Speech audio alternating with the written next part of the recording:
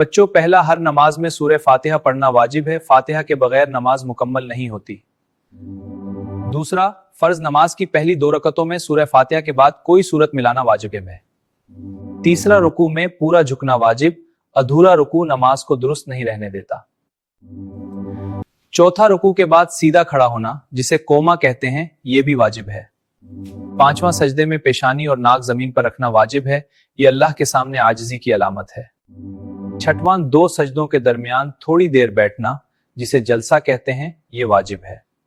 सातवां, 4 रकात वाली नमाज में दूसरी रकात के बाद बैठना वाजिब होता है।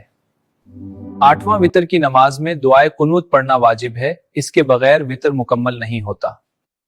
नमाज के आखिर में सलाम फेरना वाजिब है, इसी पर नमाज खत्म होती है। इसके अलावा भी वाजिबात नमाज हैं जो कि आप दीनी किताबों में बाआसानी देख सकते हैं।